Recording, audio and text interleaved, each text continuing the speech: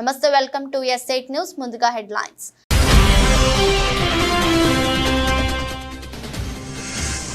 సుంకిసాల ప్రాజెక్టును సందర్శించిన మంత్రులు ఉత్తమ్ కుమార్ రెడ్డి, తుమ్మల నాగేశ్వరరావు. కూలిపోయిన సుంకిసాల సైడ్ వాల్ ప్రదేశాన్ని పరిశీలించిన మంత్రులు.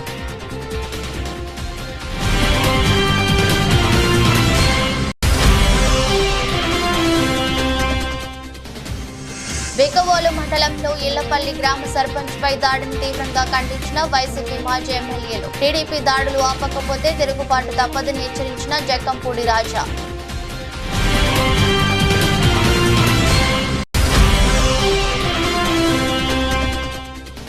తెలంగాణలో కటకటాల పాలైన మరో అభివృద్ధి అధికారి. నిజామాబాద్ నగర పాలక సంస్థ సూపరింటెండెంట్ నివాసంలో ఏసీబీ సోదాలు. 6.07 కోట్ల ఆస్తుల స్వాధీనం.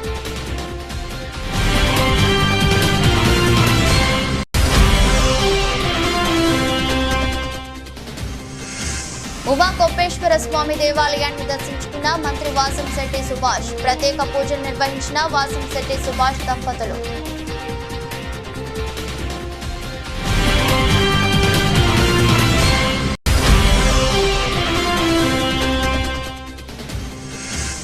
పారిస్ ఒలింపిక్స్ భారత ఖాతాలో మరో పథకం. రెజ్లింగ్ లో కాంస్యం గెలిచిన అమన్ శివరావత్.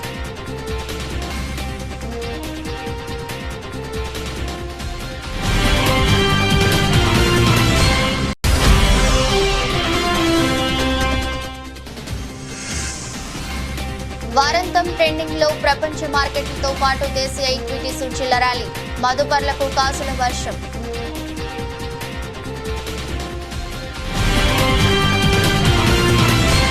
నల్గొండ జిల్లా పెద్ద ఊరు మండలంలోని సుంకిసాల ప్రాజెక్టును భారీ నీటిపారుదల శాఖ మంత్రి ఉత్తమ్ కుమార్ రెడ్డి, వ్యవసాయ శాఖ జిల్లా ఇన్ఛార్జి మంత్రి తుమ్మల నాగేశ్వరరావు, శాసన మండలి చైర్మన్ గుత్తా సుఖేందర్ రెడ్డి సందర్శించారు. హైదరాబాద్ నుంచి హెలికాప్టర్లో బయలుదేరి కోదాడకు వెళ్లి అక్కడ తుమ్మల నాగేశ్వరరావును ఎక్కించుకుని సుంకిసాలకు చేరుకున్నారు. ముందుగా పంపు హౌస్ వద్ద గోడ కూలిన ప్రాంతాన్ని పరిశీలించారు. అనంతరం మీడియాతో మాట్లాడారు. సుంకిసాల ఘటనపై దురుద్దేశపూర్వకంగా రాజకీయ ఆరోపణలు చేయడం సరికాదని శాసన మండలి చైర్మన్ గుత్తా సుఖేందర్ రెడ్డి అన్నారు. మున్సిపల్ శాఖ సీఎం వద్ద ఉన్నంత మాత్రాన ఆయనపై విమర్శలు చేయడం పాత మున్సిపల్ మంత్రికి తగదన్నారు. హైదరాబాద్ లో అసలు నీళ్ల కొరత లేదు, సుంకిసాల ప్రాజెక్టు అవసరమే లేదు. నిన్నటిదాకా ప్రభుత్వంలో ఉండి నిరుపయోగమైన ప్రాజెక్టును ప్రజల మీద రుద్దుతూ ఇప్పుడున్న ప్రభుత్వం మీదనో సీఎం మీదనో దుమ్మెత్తి పోస్తానడం సరికాదు. కాబట్టి జరిగిన ఘటనలో మంచిగాని చెడుగాని మీ ఖాతాలోనే ఉంటుంది అని గుత్తా వ్యాఖ్యానించారు. డిసెంబర్ నాటికి 875 కోట్లు ఖర్చు పెట్టినారు. డిసెంబర్ నుంచి ఇప్పటికి 1145 కోట్లు ఖర్చు అయింది ఈ ప్రాజెక్టు మీద. ఖర్చు అయింది కాబట్టి కంప్లీట్ చేసుకోవాల్సినటువంటి అవసరం ఎట్లా, ఎందుకంటే ఇంత డబ్బులు ఖర్చు పెట్టిన తర్వాత తప్పదు. కానీ ఇదేదో రాజకీయంగా ముఖ్యమంత్రి గారు వద్దనే ఈ మున్సిపల్ అడ్మినిస్ట్రేషన్ ఉంది, ఆయన పట్టించుకోలేదనో అని పాత మున్సిపల్ మంత్రి గారు చెప్తా ఉన్నారు. కాబట్టి ఇవన్నీ రాజకీయ ప్రేరేపితమైనటువంటి ఆరోపణలు, సత్యదూరమైనటువంటివి. ఇవాళ హైదరాబాద్ కు ఏకేబీఆర్ కృష్ణా వాటరే కాకుండా ఎల్లంపల్లి నుంచి గోదావరి వాటర్ కూడా పైప్ లైన్ ఫేజ్ 1 గతంలోనే రాజశేఖర రెడ్డి గారు ముఖ్యమంత్రిగా ఉన్నప్పుడే స్టార్ట్ అయింది. ఆ పని కూడా అక్కడి నుంచి కూడా నీళ్లు వస్తున్నాయి. టన్నల్ పూర్తయితే గ్రావిటీతోనే పూర్తవుతుంది. కాబట్టి ఇవన్నీ వాస్తవమైనటువంటివి. మరి 22లో ప్రారంభమైనటువంటి ఈ సుంకిశాల ప్రాజెక్టు ఎవరి కొరకు ప్రారంభిస్తున్నట్టు, ఎవరి కొరకు ఇది కట్టినట్టు, ఎందుకు 7 సంవత్సరాలు 8 సంవత్సరాలు సైలెంట్ గా ఉన్నది ప్రభుత్వం. బ్రహ్మాండంగా హైదరాబాద్ లో నీళ్లు పోతున్నాయి. ఎక్కడ కూడా వాటర్ షార్టేజ్ హైదరాబాద్ లో లేదు. ప్రతి సమ్మర్ లో ఏమైనా తక్కువైతే లో లెవెల్లో మోటార్లు పెట్టి ఇదే సంపులు వేస్తున్నాం, నీళ్ళు ఇస్తున్నాం. కాబట్టి ఇది కేటీఆర్ గారి మానసపుత్రికనా తెలియదు, కేసీఆర్ గారి మానసపుత్రికనా తెలియదు. నేనైతే ఆ రోజు చెప్పినాను మన కేటీఆర్ గారు, అనవసరంగా మీరు డబ్బులన్నీ వేస్ట్ చేస్తున్నారు. ఆల్రెడీ 2 సోర్సెస్ ఉన్నాయి హైదరాబాద్ కు పోవడానికి, నల్గొండ జిల్లా పోవడానికి. ఇవాళ నల్గొండ జిల్లాలో హుజూర్ నగర్ కానీ ఈవెన్ మిర్యాలగూడకు ఎక్కడికి వెళ్ళి మిషన్ భగీరథ నీళ్ళు ఇస్తున్నారు, తేల్పాడు నుంచి నీళ్ళు ఇస్తున్నారు. అంటే వీటికి ఏ దాంతో సంబంధం లేదు, తేల్పాడుతోనే నీళ్ళు ఇస్తున్నారు. 7 టీఎంసీ రిజర్వాయర్, అక్కడ తేల్పాడులో 7 టీఎంసీల నీళ్లు ఉంటాయి.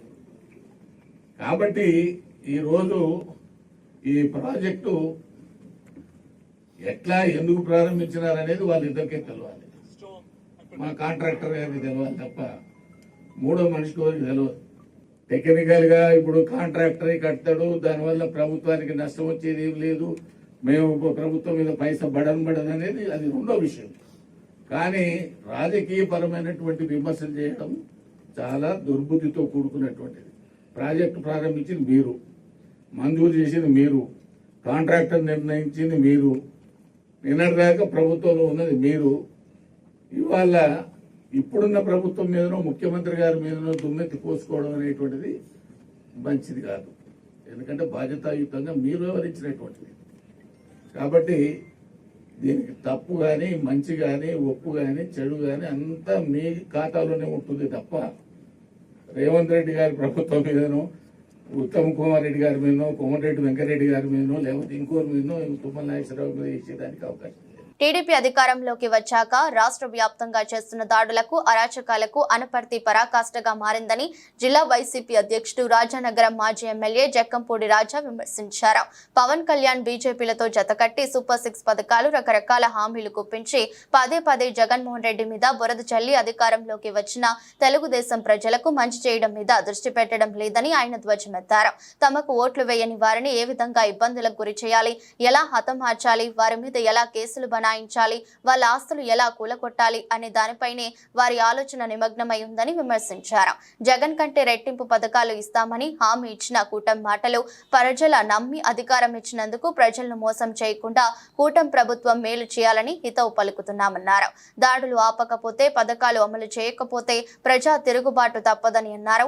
తెలుగుదేశం దాడులకు నిరసనగా పార్టీ అధినేత జగన్మోహన్ రెడ్డి నేతృత్వంలో ఢిల్లీలో నిరసన తెలియజేశామని, ఇంకా కూటమి ప్రభుత్వం దాడులు కొనసాగిస్తే రాజమండ్రి, కాకినాడ వంటి నగరాల్లో సైతం నిరసన కార్యక్రమాలకు దిగుతామని హెచ్చరించారు. కష్టాల్లో పాలు పంచుకొని ప్రజలకు అండగా ఉండేందుకు జిల్లా పార్టీ అధ్యక్షులు జక్కంపూడి రాజా, అనపర్తి మాజీ శాసనసభ్యులు డాక్టర్ సత్తి సూర్యనారాయణ రెడ్డి తాను ఎల్లప్పుడూ అందుబాటులో ఉంటూ కార్యకర్తలకు, ప్రజలకు అండగా ఉంటామని చెప్పారు. ఓట్లు వేయనటువంటి వాళ్ళని ఇబ్బందులకు గురి చేయాలి, హతమార్చాలి, వాళ్ళ మీద లేనిపోని కేసులు బనాయించాలి, లేక వాళ్ళ ఆస్తుల్ని ఏ రకంగా కూలగొట్టాలి అనేటువంటి కార్యక్రమం మీదే వాళ్ళ ఆలోచన అంతా కూడా నిమగ్నమై ఉంది. ఇది ఏమాత్రం కూడా ప్రజాస్వామ్యంలో ఏమాత్రం కూడా మనం పర్మిట్ చేయకూడనటువంటి పరిస్థితులు. మరి ఈవేళ ఇటువంటి పరిస్థితులకి తిరుగుబాటు అనేటువంటిది ఆంధ్ర రాష్ట్రం మొత్తానికి ఈ ఎల్లపల్లి గ్రామం నుంచే మొదలైందనేటువంటి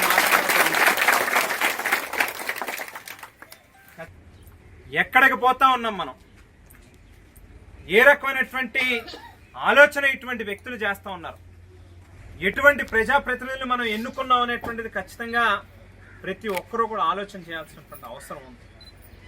ఇవాళ కేవలం మీ కంటికి మీ ఎదురుగుండా కనిపిస్తా ఉన్నటువంటి మీ సర్పంచ్ గారు ఒకరే కాదు, ఇవాళ అదృష్టవశాత్తు మీ అందరూ ఏకమై మీ ఐకమత్యంతో ఆయన్ని కాపాడుకోగలిగారు. కానీ ఇటువంటి వాళ్ళు వందల మంది, వేల మంది ఇప్పటికే పాపం చిత్రహింసలకు గురయ్యారనేటువంటిది ప్రత్యేకించి ఈ నియోజకవర్గంలో. చివరిగా ఒకే ఒక్క మాట వైఎస్ఆర్ కాంగ్రెస్ పార్టీ శ్రేణులకు కానీ సామాన్యులకు కానీ అందరికీ కూడా స్పష్టంగా ఒకటే చెప్తా ఉన్నాం, ఇంకొక ఇన్సిడెంట్ కానీ అనపర్తి నియోజకవర్గంలో జరిగితే ఈసారి వాళ్ళ కార్లు వేసుకుని వాళ్ళ రౌడీల్ని, గోండాల్ని పెట్టుకుని మన ఇళ్ల మీదకి రావడం కాదు. ఈ గ్రామంలో ఏదైతే తిరుగుబాటు మొదలైందో రేపు ఇంకొక ఇన్సిడెంట్ కనుక జరిగితే ఇదే రామకృష్ణారెడ్డి ఇంటికి వేల మందితో మేమెళ్తాం అనేటువంటి మాటని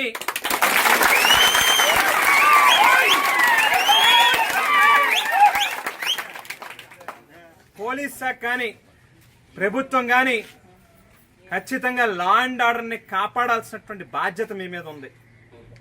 బాధ్యతగా వ్యవహరించండి. ఏదో ఒక ప్రభుత్వం ఉంది కదా, ఒక నాయకుడు ఉన్నాడు కదా అని వాళ్ళకి తొత్తులుగా మాత్రం వ్యవహరించేటటువంటి కార్యక్రమం చేయొద్దు. తెలంగాణలో మరో అవినీతి అధికారిని ఏసీబీ అధికారులు అరెస్ట్ చేశారు. ఆయన నివాసం నుంచి కోట్లాది రూపాయల నగదు, నగలు, స్థిరాస్తుల పత్రాలను స్వాధీనం చేసుకున్నారు. నిజామాబాద్ నగర పాలక సంస్థలో దాదాపు 25 సంవత్సరాలుగా సూపరింటెండెంట్ గా ఇన్ఛార్జి రెవెన్యూ అధికారిగా పనిచేస్తున్న నాగేంద్ర పెద్ద ఎత్తున అవినీతి అక్రమాలకు పాల్పడుతున్నారన్న సమాచారంతో ఏసీబీ అధికారులు ఆయనపై ఏడాది కాలంగా నిఘా ఉంచారు. ఈ నేపథ్యంలోనే మున్సిపాలిటీ రిజిస్ట్రేషన్ శాఖ కార్యాలయాలకు వెళ్లి ఆయన ఆధ్వర్యంలో జరిగిన అక్రమ రిజిస్ట్రేషన్ల వివరాలను తెలుసుకున్నారు. ఆదాయానికి మించి ఆస్తులు కలిగి ఉండదన్న పక్కా సమాచారంతో శుక్రవారం 4 బృందాలుగా ఏర్పడి నిజామాబాద్, నిర్మలలోని నరేందర్ కుటుంబ సభ్యులు, బంధువుల ఇళ్లలో ఏకకాలంలో తనిఖీలు చేశారు. నగర పాలక సంస్థ కార్యాలయంలోనూ సోదాలు జరిపారు. నిజామాబాద్ లోని నరేందర్ నివాసంలో 6 కోట్ల రూపాయలకు పైగా విలువైన నగదు, నగలను అధికారులు గుర్తించారు. వాటిలో 2.93 కోట్ల నగదు, 6 లక్షల విలువైన 51 తులాల బంగారు ఆభరణాలు, 1.98 కోట్ల విలువ చేసే 17 స్థిరాస్తుల పత్రాలు, ఆయన భార్య తల్లి పేరున బ్యాంక్ ఖాతాలో 1.10 కోట్ల నగదు గుర్తించి స్వాధీనం చేసుకున్నామని ఏసీబీ అధికారులు తెలిపారు.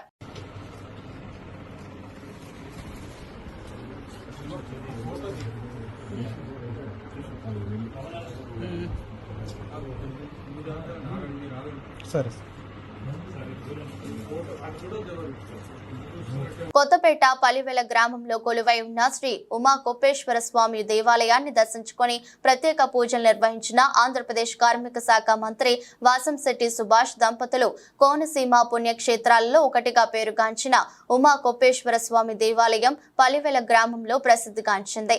ఈ దేవాలయానికి ఈ రోజు ఉదయం ఆంధ్రప్రదేశ్ కార్మిక శాఖ మంత్రి స్వామికి ప్రత్యేక పూజలు నిర్వహించడానికి విచ్చేశారు. ఈ కార్యక్రమంలో దేవాలయం ముఖద్వారం వద్ద మంత్రి సుభాష్ దంపతులకు అత్యంత సన్నిహితులు, ఆప్తులు వీరవెల్లి శ్రీను ఘనంగా స్వాగతం పలికారు. పూజా కార్యక్రమం అనంతరం వీరవెల్లి శ్రీను ఇంటి వద్దను మంత్రి దంపతులకు చిరు సత్కారం ఏర్పాటు చేశారు. శ్రీను ఇంటి వద్దనే మంత్రి సుభాష్ మీడియా సమావేశం ఏర్పాటు చేశారు. ఈ సమావేశంలో మంత్రి సుభాష్ మాట్లాడుతూ ఆంధ్రప్రదేశ్ ను స్వర్ణాంధ్రప్రదేశ్ గా మార్చడమే ముఖ్యమంత్రి చంద్రబాబు నాయుడు లక్ష్యమని తెలియజేశారు. జిల్లాల్లో ఉన్న రోడ్లు మరియు తాగునీరు సమస్యలను వెంటనే పరిష్కరిస్తామని తెలిపారు. కార్యక్రమంలో పాల్గొన్న నాయకులకు, కార్యకర్తలకు వీరవెల్లి శ్రీను అల్పాహారం అందించారు. 2 నెలల పాలనలో చంద్రబాబు నాయుడు గారు నిరంతరం పేదవాళ్ళ కోసం, పేదవాళ్ళకి అందవలసిన సంక్షేమ పథకాల కోసం నిరంతరం డిపార్ట్మెంటల్ రివ్యూలు, కలెక్టర్లతో రివ్యూలు అన్నీ జరుగుతూ ఉన్నాయి. ఆయన నాకు తెలిసి 5-6 గంటలు మాత్రమే నిద్రపోతూ ఉన్నారు. మిగతా 18 గంటలు నిరంతరం రాష్ట్ర అభివృద్ధి కోసం అందరితోని రివ్యూ పెట్టి అన్ని డిపార్ట్మెంట్లు కూడా పనిచేసే విధంగా ముందుకు సాగుతూ ఉన్నారు. చంద్రబాబు నాయుడు గారు మా క్యాబినెట్లో ఇచ్చిన సూచనలు ఒకటే, నేను పడుకోను, మిమ్మల్ని పడుకోనివ్వను, నిరంతరం ప్రజల మధ్య ఉండండి, ఏ అంగు ఆర్భాటాలకు పోకండి అని చెప్పడం జరిగింది. ఇంకా విషయానికి వస్తే మరి మన సాక్షి టీవీ అధినేత జగన్మోహన్ రెడ్డి గారి విషయానికి వస్తే ప్రజలు ఏకంగా ఆయనకి 10 మంది శాసనసభ్యులు ఇచ్చారు. మరి ఆయన ఈ రోజు వరకు కూడా ఒకసారి వచ్చారు సేవ్ డెమోక్రసీ అని, మొదటి రోజున వచ్చాడు. ఆయన ఎవరు లేని టైంలో వచ్చి అసెంబ్లీలో త్వరగా వెళ్ళిపోయాడు. ఆయన్ని ముఖం చూపించడానికి కూడా ఆయనకి టైం ఉంటుంది. టైం అంటే భయం. గత ప్రభుత్వంలో చేసిన అవినీతి గురించి ప్రశ్నిస్తారనే భయం. అదేవిధంగా ఏ డిపార్ట్మెంట్ మీద ఆయనకు హోల్డ్ లేదు. సరిగ్గా ఆయన్ని ఓ డిబేట్లో కూర్చోబెడితే కనీసం ఈ 175 మంది ఎమ్మెల్యేలతో ఒకరితో కూడా డిబేట్ 164 ఎమ్మెల్యేలతో ఒక్కరితో కూడా డిబేట్ కూర్చోని పరిస్థితి అయింది. అదేవిధంగా సేవ్ డెమోక్రసీ 34 మంది వైసీపీ నేతలు చంపేశారని ఒక డివైడ్ టాక్ని తీసుకునొద్దాం, ఈ ప్రభుత్వం మీద విషం చిమ్ముదామనే నెపంతో ఆయన వచ్చారు. కానీ చంద్రబాబు నాయుడు గారు కానీ మీ అందరం కానీ మెదక్ జిల్లా చేగుంట మండలంలోని పులిమామిడి గ్రామం నుండి నిజాంపేట మండలంలోని కల్వకుంట గ్రామానికి వెళ్లే రహదారి 3 కిలోమీటర్ల దూరం పూర్తిగా అధ్వానంగా తయారైందని గ్రామస్తులు బుధవారం రోడ్డుపై ఏర్పడిన గుంతలతో వరి నాట్లు వేసి నిరసన తెలిపారు. ఈ సందర్భంగా గ్రామస్తులు మాట్లాడుతూ గత 7-8 ఏళ్ల నుండి ఈ రోడ్డు ఇలాగే ఉందన్నారు. పాలకులు మారినా ఈ రోడ్డును పట్టించుకున్న పాపాన పోలేదని ఆవేదన వ్యక్తం చేశారు. పులిమామిడి నుండి కల్వకుంటకు వెళ్లే రోడ్డు 3 కిలోమీటర్ల దూరం పూర్తిగా గుంతలమయంగా మారిందని, గుంతల వల్ల బైక్లు స్కిడ్ అయి కింద పడుతున్నారని ఆవేదన వ్యక్తం చేశారు. అధికారులు వెంటనే స్పందించి రోడ్డు మరమ్మతులు చేపట్టి సమస్యను పరిష్కరించాలని గ్రామస్తులు కోరుతున్నారు. ఇది పుల్మాన్ నుంచి కల్వకుంట రోడ్. ఇది 7-8 ఏళ్ళు అవుతుంది ఇట్లా ఉండబట్టి. పార్టీలు మారుతారు, రాజకీయ నాయకులు మారుతారు, కానీ మాకు మాత్రం ఎలాంటి రోడ్డు సహాయం ఏం లేదు. 7 ఏళ్ళ నుంచి ఇట్నే నడవడం జరుగుతుంది. అన్ని గుంతలు పొక్కలు ఉన్నాయి. చాలా వరకు బైక్ స్కిడ్ అయి పడడం కూడా జరుగుతుంది. దయచేసి ఇప్పుడన్నా స్పందించి ఏమన్నా రోడ్డు వేయగలరని కోరుతున్నాం. ఎంతమంది రాజకీయ నాయకులు మారినా కానీ రోడ్డు మారతలేదు. 3 కిలోమీటర్లు ఉంది, చేయమంటే ఎవరు చేయట్లేదు. ఎక్కువ దూరం ఉన్నా కానీ పట్టించుకోకపోతే అదో అర్థం ఉంటుంది. 3 కిలోమీటర్లు ఇప్పుడు 3 సంవత్సరాలు 4 సంవత్సరాల నుంచి కూడా ఈ రోడ్డు ఇట్నే ఉంటుంది. వర్షాకాలం వస్తే చాలా ఇబ్బంది అవుతుంది. చాలామంది నైట్లో పడ్డోళ్ళు ఉన్నారు, చాలామందికి దెబ్బలు తాకిన వాళ్ళు కూడా చాలామంది ఉన్నారు.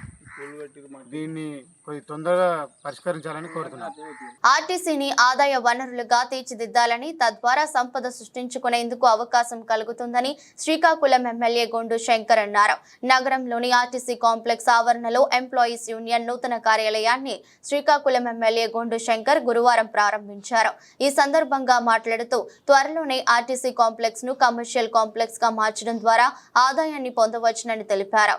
విజయవాడకు బస్సు మాదిరిగానే తిరుపతికి కూడా బస్ సౌకర్యాన్ని కల్పిస్తే సిక్కోలు వాసులకు ఎంతో ఉపయోగకరంగా ఉంటుందన్నారు. సూపర్ 6 ను ఖచ్చితంగా అమలు చేసి తీరుతామన్నారు. ఇప్పటికే పింఛన్లను పంపిణీ చేస్తున్నామని, ఆగస్టు 15 నుంచి అన్న క్యాంటీన్ ను ప్రారంభిస్తామని తెలిపారు. త్వరలోనే మహిళలకు బస్సు ప్రయాణ సౌకర్యాలు కూడా కల్పిస్తామని వివరించారు. ఆర్టీసీ యొక్క పరిస్థితి ఏంటో ఒక పక్క ప్రభుత్వంలో విలీనం చేస్తామని చెప్పి కూడా ఎటువంటి బెనిఫిట్స్ లేకుండా అందరినీ 20 సంవత్సరంలో ముంచేసినట్టు వదిలేసిన పరిస్థితి. అయితే ఇప్పుడు ప్రత్యేకమైన శ్రద్ధ తీసుకొని మహిళలకు కూడా ఉచిత ఆర్టీసీ ప్రయాణం మనం చేస్తున్న సందర్భంగా ఈరోజు ఆర్టీసీని బలోపేతం చేయడం కోసం మళ్ళీ అలాగే ప్రజా రవాణా కాదు, మార్గో కూడా కమర్షియల్ రవాణాను కూడా బలోపేతం చేయడానికి పెద్ద ఎత్తున రాష్ట్ర మంత్రివర్యులు కానీ అలాగే గౌరవ ముఖ్యమంత్రి వర్యులు ఎన్డీఏ కూటమి ప్రభుత్వం చిత్తశుద్ధితో ఉంది. ఆ కార్గో కూడా అప్పుడు టీడీపీ టైంలోనే ప్రారంభించడం జరిగింది. దాన్ని ఇంకా బలోపేతం చేసి మరింత మెరుగైన సేవలు ప్రయాణికులకు కానీ ప్రజలకి అందించడం కోసం చిత్తశుద్ధితో ఉంది. అలాగే ఎంప్లాయీస్ యొక్క సమస్యలపైన కూడా ప్రభుత్వం చిత్తశుద్ధితో ఉంది. మనకందరికీ తెలిసిందే, ఇప్పుడు ఆర్థికంగా మొన్న శ్వేతపత్రం రిలీజ్ చేయడం జరిగింది. ఎంత ఘోరమైన పరిస్థితిలో ఉందో. అడ్డగోలుగా ఆర్టీసీని దుర్వినియోగం చేసి ఆ డబ్బులు బకాయిలు ప్రభుత్వం నుండి ఆర్టీసీకి ఇవ్వకుండా దారుణమైన పరిస్థితికి నెట్టవేయబడింది. ఒక్క బస్సు కూడా కొనలేని పరిస్థితులు గత 5 సంవత్సరాలు ఇప్పుడే చెప్పారు దామోదరరావు గారు.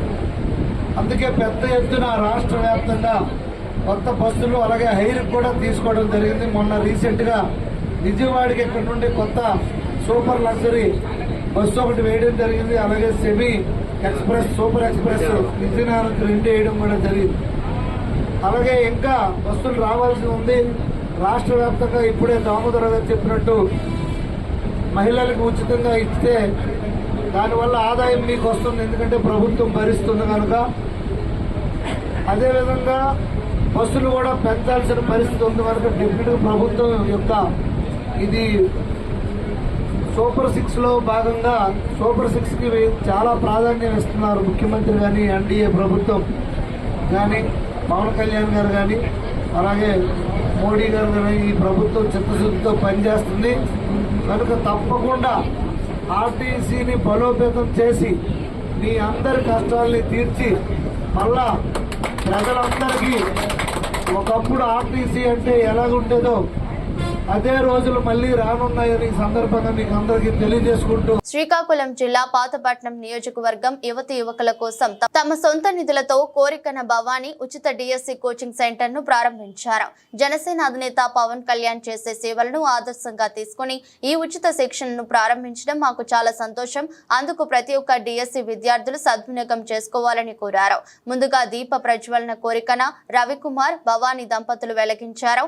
డిఎస్సి విద్యార్థిని ఉద్దేశించి ఈ కార్యక్రమంలో Medicover MD Dhaneti Sridhar, Janasena party జిల్లా అధ్యక్షులు పిసిని చంద్రమోహన్, పాతపట్నం నియోజకవర్గం Janasena incharge Gedela Chaitanya, Srikakulam Janasena party incharge Korada Sarveswararao, Amudalavalasa Janasena incharge Pedada Rammohan, హెచ్ఎర్ల ఇన్సూరెన్స్ ఎస్వైడి Vishwaksen, Ichchapuram Janasena incharge Dasar Raju, Tekkali Janasena incharge Kaniti Kiran, Narasannapeta incharge Balaga Praveen, Janasena నాయకులు తదితరులు ఉచిత డిఎస్సి శిక్షణను సద్వినియోగం చేసుకోవాలని కోరారు. సబ్సిడీ సేవా సమితి ద్వారా కూడా కొన్ని ఉచిత కోచింగ్ సెంటర్స్ అది చేయడం జరిగింది. సో ఆయన సపోర్ట్ తీసుకొని నేను చేయగలను నమ్మకంతో, ఆయన మీద నమ్మకంతో గత 2 నెలలుగా ఆయన ప్రోత్సహిస్తూ విపరీతంగా ఒత్తిడి చేస్తూ సాధ్యమైనట్టుగా it's not so easy but we can do it. So నిబద్ధతలో ఎలాంటి లోపం ఉండదు. ఏదో స్టార్ట్ చేస్తాం అర్థం చేసుకుని, అంటే మీ స్థాయికి తగ్గట్టుగా ఇది లేదు ఇక్కడ, అది చిన్న ప్రయత్నం. దయచేసి మీ పూర్తి సహకారాన్ని కోరుకుంటున్నాను సార్. ఆయన one of the best faculties for you know it very well, right? Students you know it very well. So ఆయన ఆచారాలు, సాంస్కృతిక నిలయము భారతదేశము, వీటన్నిటికీ మూలము విద్య. ఆ విద్యా సంబంధిత బాధ్యతాయుత సభా కార్యక్రమం ప్రారంభించుకున్నాం. సభా కార్యక్రమాన్ని నిర్వహిస్తున్నాం. శ్రీకాకుళం జిల్లా టెక్కలిలోని వైసీపీ ఎమ్మెల్సీ దువ్వాడ శ్రీనివాస్ ఇంటి వద్ద శుక్రవారం అర్ధరాత్రి 12 గంటల తర్వాత ఆయన భార్య దువ్వాడ వాణి, కుమార్తె దువ్వాడ హైందవి బైఠాయించి నిరసన తెలిపారు. శుక్రవారం రాత్రి నుంచి ఎమ్మెల్సీ ఇంటి వద్ద ఉద్రిక్తత పరిస్థితులు చోటు చేసుకున్నాయి. వాణి, హైందవీలకు మద్దతుగా తల్లిదండ్రులు, సోదరి ఘటనా స్థలానికి చేరుకున్నారు. న్యాయం జరిగే వరకు అక్కడే ఉంటామని బైఠాయించి నిరసన చేపట్టారు. ఏంటి ధైర్యం? రౌడీయజమా పిల్లలండి, పిల్లల్ని లంచ కూతురండి, బయటకు రారా.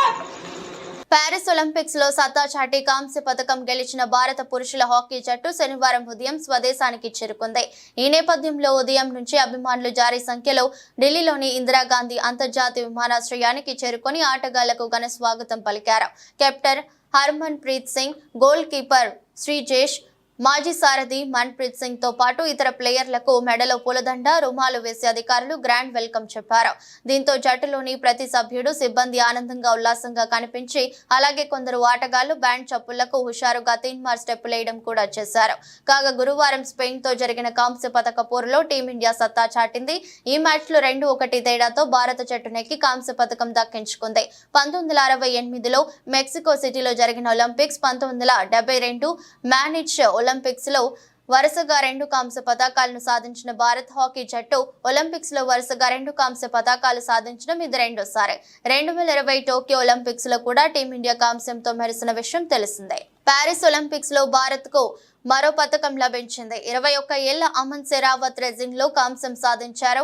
భారత్ కు ఇది 6వ పతకం. కాంస్య పతకం కోసం నిన్న 57 కిలోల విభాగంలో జరిగిన పోరులో 13-5తో వ్యూటోరికో రెజ్లర్ థరియన్ టోయ్ ను ఓడించి పతాకాన్ని తన మెడలో వేసుకున్నారు. ఈ పోటీలో భారత్ తరపున పోటీ పడిన ఏకైక పురుష రెజ్లర్ అమన్ సేమి ఫైనల్లో జపాన్ టాప్ సీడ్రీ హిచుగి చేతిలో 0-10 తేడాతో చిత్తుగా ఓడిన అమన్ ఈ మ్యాచ్ లో మాత్రం ఎలాంటి పొరపాట్లకు తావివ్వకుండా ప్రత్యర్థిపై పూర్తి పైప్ చేయి చూపించారు.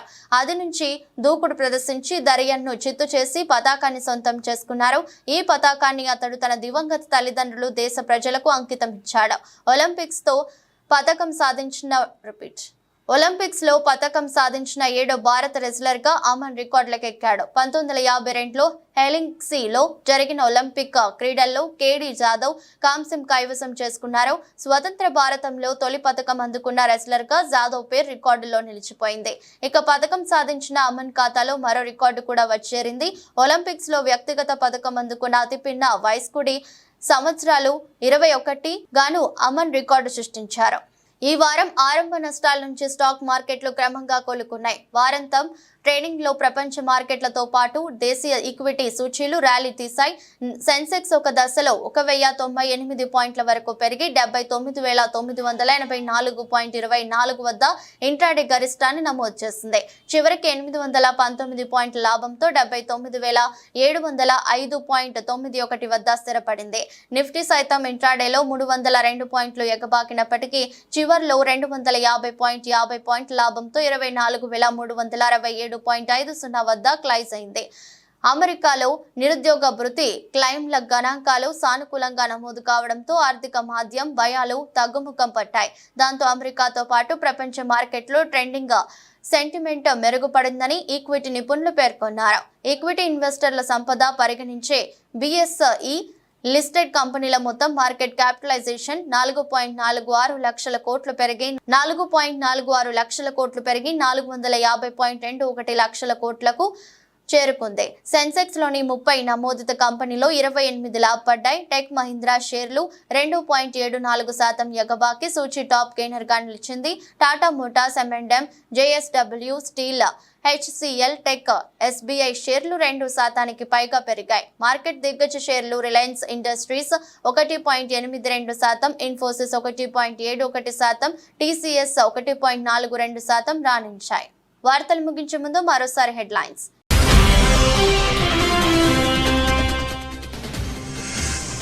సుంకిశాల ప్రాజెక్టును సందర్శించిన మంత్రులు ఉత్తమ్ కుమార్ రెడ్డి, తుమ్మల నాగేశ్వరరావు. కూలిపోయిన సుంకిశాల సైట్ వాల్ ప్రదేశాన్ని పరిశీలించిన మంత్రులు.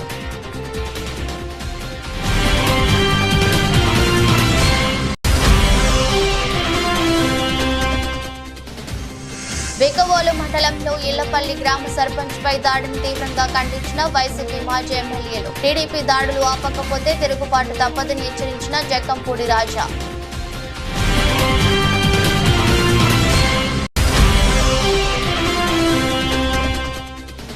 తెలంగాణలో కటకటాల పాలైన మరో అభివృద్ధి అధికారి.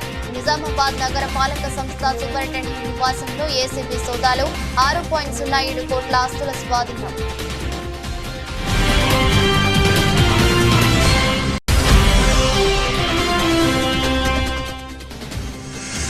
ఉమా కోపేశ్వర స్వామి దేవాలయాన్ని దర్శించుకున్న మంత్రి వాసంశెట్టి సుభాష్. ప్రత్యేక పూజలు నిర్వహించిన వాసంశెట్టి సుభాష్ దంపతులు.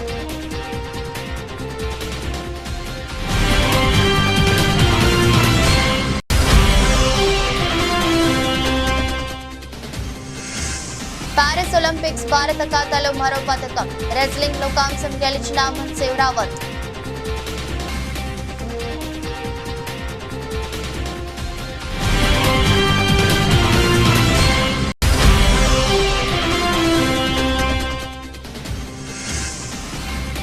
వారాంతం ట్రెండింగ్ లో ప్రపంచ మార్కెట్లతో పాటు దేశీయ ఈక్విటీ సూచీల ర్యాలీ.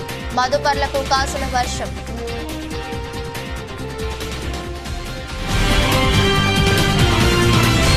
ఇది రోజు బులెటిన్. మరో బులెటిన్లో మళ్ళీ కలుద్దాం. అంతవరకు సెలవు. నమస్కారం.